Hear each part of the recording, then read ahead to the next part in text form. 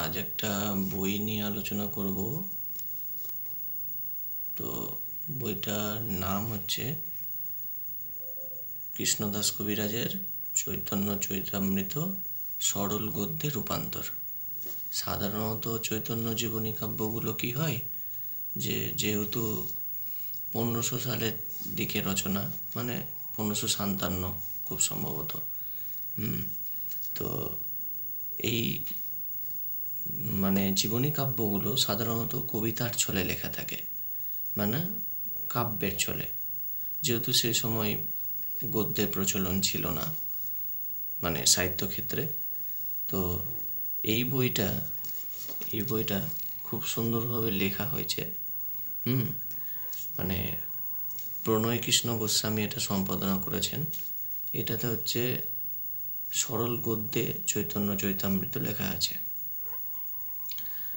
সাধারণত নেট এবং এসএসসির ক্ষেত্রে চৈতন্য জীবনীগুলো খুব গুরুত্বপূর্ণ একটা অধ্যায়।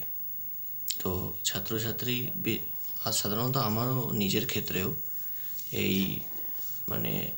প্রধান যে মূল কাব্য আছে সেই কাব্যটা পড়ে সেটার যথার্থ অর্থ বের করা একটু দুষ্কর ব্যাপার হয়ে পড়ে। তো যার জন্য এই বইটি সহায়তা করবে, খুব ভালো। তবে এটার সঙ্গে সঙ্গে আরেকটি বইও আছে, যেটি হচ্ছে চৈতন্য ভাগবত। সেটাও সরল গদ্যে একই প্রকাশনী থেকে বেরিয়েছে। তো এটা হচ্ছে নবপত্র প্রকাশনী থেকে প্রকাশ। 350 টাকার মতো মুদ্রিত মূল্য এটার। পড়তে খুব ভালো লাগবে। তবে একটা ত্রুটি আছে, সেটা হলো বইটার পাতার কোয়ালিটিটা একটু নিম্নমানের আছে। লেখাটা একটু পড়তে অসুবিধা হবে, তবে ভাষা খুব সুন্দর।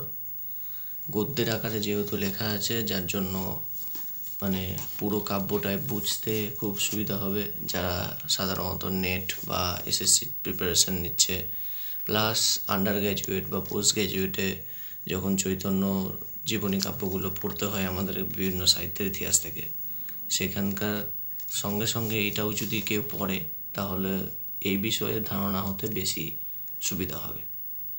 তো এইটুকুই বলার ছিল।